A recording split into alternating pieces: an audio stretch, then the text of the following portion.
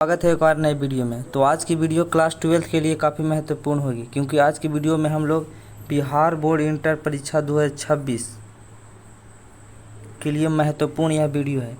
यह वीडियो सिर्फ बिहार बोर्ड 2026 में इंटर परीक्षा में सम्मिलित होने वाले विद्यार्थियों के लिए ही। तो आज हम चैप्टर बातचीत का मोस्ट VVI ऑब्जेक्टिव क्वेश्चन करेंगे। तो वीडियो काफ़ी शानदार होने वाली है, इसलिए वीडियो को बिल्कुल भी स्किप मत कीजिएगा। और यदि चैनल पर नए हो तो चैनल को सब्सक्राइब करके बेल आइकन को ज़रूर प्रेस कर लीजिएगा, ताकि हमारी हर वीडियो का नोटिफिकेशन सबसे पहले आप तक पहुँचे। चलिए तो वीडियो की शुरुआत करते हैं।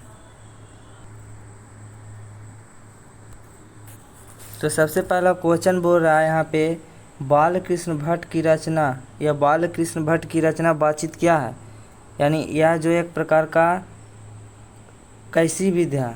ऑप्शन ए एकांकी है, ऑप्शन बी है कहानी, ऑप्शन सी है यात्रा संस्मरण है, ऑप्शन डी है ललित निबंध है। तो ऑप्शन यहाँ पे डी हो जाएगा, ललित निबंध। यानी बातचीत एक प्रकार का ललित निबंध है। यदि इस चैप्टर की बात करें तो इस चैप्टर के लेखक बालकृष्ण भट्ट जी हैं, जिन्होंने बातचीत करने की तरीका को बताया है, यानी बातचीत करने की एक शैली को प्रस्तुत किया है इस निबंध के जरिए। तो क्वेश्चन नंबर दूसरा बोल रहा है, बालकृष्ण भट्ट किस युग के निबंधकार हैं। निबंधकार थे, यानी बालकृष्ण जो भट्ट इस निबंध के जो लेखक हैं, निबंधकार हैं, वह किस युग के निबंधकार हैं। ऑप्शन ए है प्रसाद युग के, ऑप्शन बी है भारतेंदु युग के, ऑप्शन सी है द्विवेदी युग के, ऑप्शन डी है स्वतंत्र योद्धा युग के। तो ऑप्शन यहाँ पे कुछ जाएगा, तो ऑप्शन यहाँ पे सी हो जाएगा, अर्थात बी हो जाएगा, 2 का बी। क्वेश्चन नंबर तीसरा है, मनुष्य की बातचीत का उत्तम तरीका क्या है। इस निबंध में बताया गया है कि किस प्रकार से बातचीत किया जाए कि सबसे सर्वोत्तम हो। ऑप्शन ए है विद्वत्तापूर्ण बात करना, ऑप्शन बी है तर्कपूर्ण बात करना, ऑप्शन सी है भीड़ से बात करना, और ऑप्शन डी है अवाक होकर अपने आप से बातचीत करना। तो सबसे यहाँ पे उत्तम तरीका हो जाएगा ऑप्शन डी, यानी 3 का डी, यानी अपने से, यानी अपने आप में बात करना है, अपने खुद में बात करना, अपने आत्मा से बात करना, यही सबसे उत्तम तरीका है। तो ऑप्शन सी हो जाएगा, ऑप्शन डी हो जाएगा इस क्वेश्चन का राइट आंसर। क्वेश्चन नंबर चौथा है, संवाद में सबसे महत्वपूर्ण है। संवाद में सबसे बड़ा महत्वपूर्ण कौन है। ऑप्शन यहाँ पे है तर्क, ऑप्शन बी है जिज्ञासा, ऑप्शन सी है आत्मीयता, ऑप्शन डी है प्रहापूर्ण भाषा। तो यहाँ पे कौन हो जाएगा, ऑप्शन यहाँ पे डी हो जाएगा, यानी संवाद में आत्मीयता होना बहुत ही महत्वपूर्ण है। क्वेश्चन नंबर 5वां है, बालकृष्ण भट्ट का जन्म हुआ था। इस निबंध के जो निबंधकार हैं बालकृष्ण भट्ट, उनका जन्म कब हुआ था।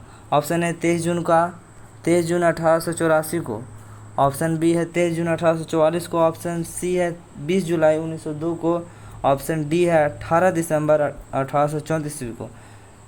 तो इस निबंध में आप लोग लेखक परिचय में आप लोग पढ़े होंगे कि इनका जन्म हुआ था 23 जून 1844 ईस्वी को। तो यहाँ पे बी हो जाएगा, 5 का बी।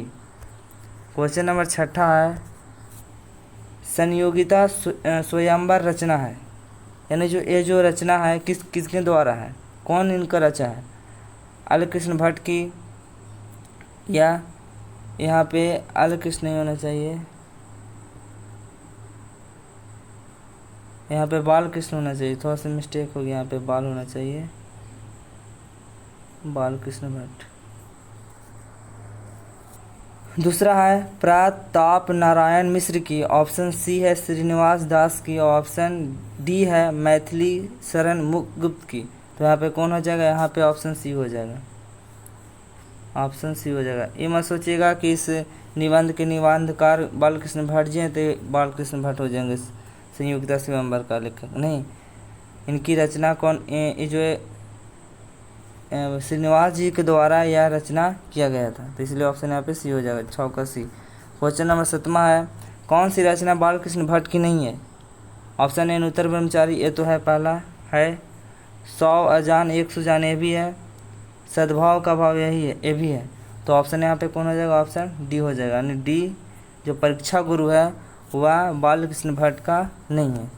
क्वेश्चन नंबर 8वां है, कौन सी रचना बालकृष्ण भट्ट की है। कौन सी इसमें जो रचना है बालकृष्ण भट्ट की है? ऑप्शन यहाँ पे ऑप्शन ए है रेल का विकट खेल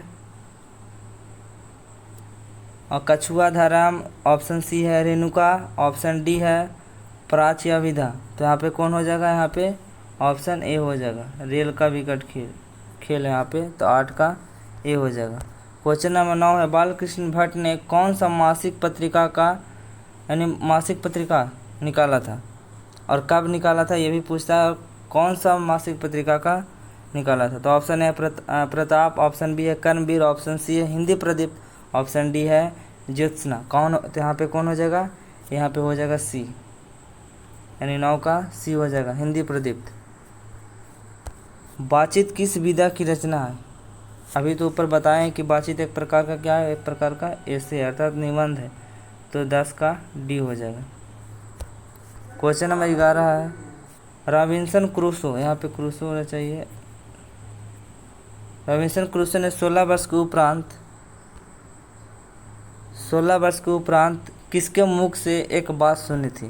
तो इस निबंध में बताया गया है कि एक रॉबिन्सन क्रूसो थे जिन्होंने 16 वर्ष बाद किसी के मुख से कुछ आवाज़ सुने थे। तो ऑप्शन ए है फ्राइडे के, ऑप्शन बी है संडे के, ऑप्शन डी है एडिसन के, ऑप्शन डी है स्टील के। तो यहाँ पे कौन हो जाएगा? फ्राइडे के। यहाँ पे याद कर लीजिएगा, यहाँ पे 11 का ये हो जाएगा, फ्राइडे का। क्वेश्चन नंबर 12 है बातचीत शीर्षक निबंध के निबंधकार कौन है?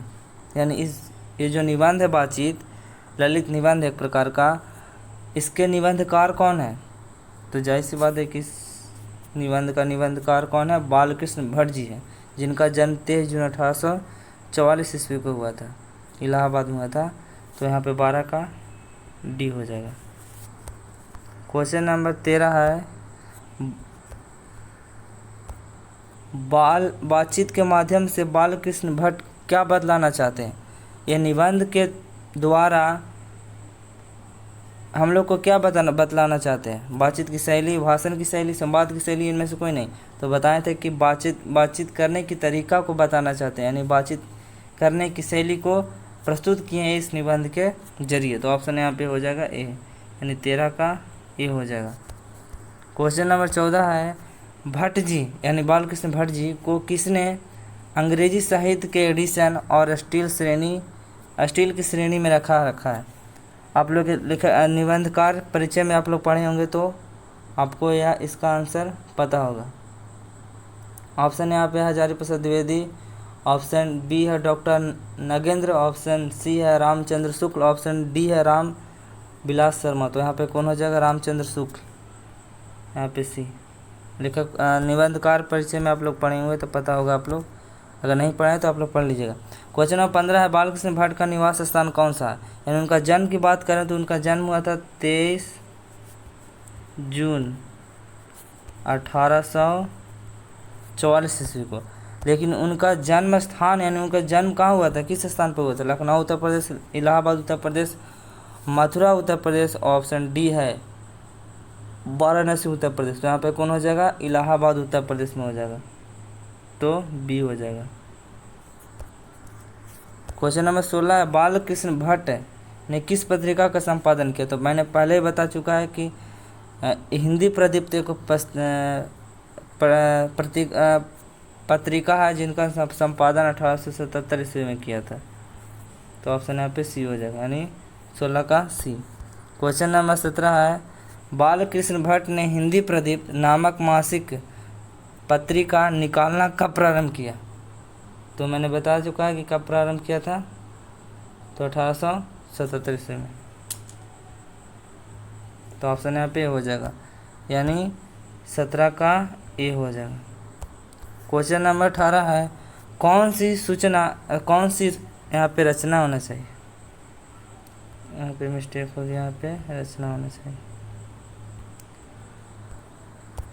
कौन सी रचना बालकृष्ण भट्ट द्वारा रचित नहीं है? यानी इन चारों ऑप्शन में से कौन सी रचना है जो इनके द्वारा रचित नहीं है? पद्मावती ये तो है, ये तो होगा, और यहाँ पे मेघदूत भी होगा, यानी ये भी होगा, ये भी होगा, और यहाँ पे मेघनाथ वध ये भी होगा, तो कौन हो जाएगा? ऑप्शन बी हो जाएगा, बेनिसंहार। ऑप्शन बी 18 का बी हो जाएगा। क्वेश्चन नंबर 19 है, कौन सा उपन्यास बालकृष्ण भट्ट द्वारा रचित है? यहाँ पे उपन्यास नहीं होना चाहिए, उपन्यास होना चाहिए, बहुत मिस्टेक हुआ टाइपिंग। ऑप्शन ए है मैला आंचल, ऑप्शन बी है गोदान, ऑप्शन सी है 100 अजान एक सुजान, ऑप्शन डी है अंतराल। तो यहाँ पे कौन हो जाएगा? ऑप्शन यहाँ पे सी हो जाएगा, 19 का सी। 100 अजान एक सुजान एक प्रकार का उपन्यास है जो बालकृष्ण भट्ट द्वारा रचा गया है। क्वेश्चन नंबर 20 है, नाटक के प्रारंभ में होने वाले मंगल पाठ को क्या कहा जाता है? यानी जब भी कोई नाटक शुरू होता है, शुरुआत होता है, तो उसके पहले जो मंगल पाठ होता है उसको क्या कहते हैं? तो उसको नांदी पाठ कहते हैं। उसमें नांदी पाठ पढ़ते हैं, जो ऑप्शन यहाँ पे बी हो जाएगा। क्वेश्चन नंबर 21 है, रॉबिन्सन क्रूसो को कब तक मनुष्य का मुख देखने को नहीं मिला था? तो पहले क्वेश्चन में आ चुका है कि 16 वर्ष तक उन्होंने किसी के मुख से एक बात भी नहीं सुना था। कौन? Robinson Crusoe. तो यहाँ पे 21 को हो जाएगा, 21 को हो जाएगा सी। क्वेश्चन नंबर 22 है, बोलने से ही मनुष्य के रूप का साक्षात्कार होता है, यह किसने कहा? इस निबंध में बताया गया है कि जब भी मनुष्य बोलता है तभी उसके वास्तविक चरित्र का पता चलता है। जब तक मनुष्य नहीं बोलेगा तब तक उसके वास्तविक रूप को पता नहीं किया जा सकता है। इसीलिए बालकृष्ण भट्ट जी कहते हैं कि यदि किसी मनुष्य को उसके आंतरिक और उसके जो रूप का दर्शन साक्षात में करना चाहते हैं तो आप उनको बोलना पड़ेगा। जब तक वो मनुष्य नहीं बोलेगा तब तक उसके वास्तविक रूप का पता नहीं चलेगा। तो कौन कहते हैं इस बालकृष्ण भट्ट किसके द्वारा कहलाते हैं? तो Edison, Ben Jonson, option C है स्पेंसर, ऑप्शन डी है मिल्टन। तो यहाँ पे कौन हो जाएगा? बेन जॉनसन यहाँ पे हो जाएगा, यहाँ पे बेन जॉनसन हो जाएगा, यानी 22 का डी हो जाएगा।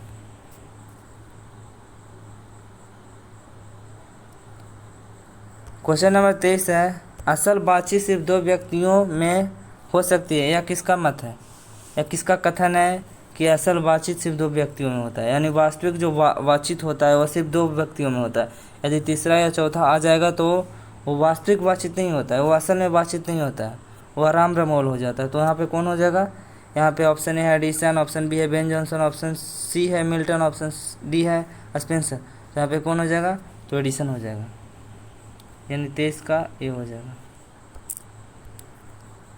क्वेश्चन नंबर 24 है, एडिसन के अनुसार असल बातचीत कितने लोगों के बीच हो सकती है?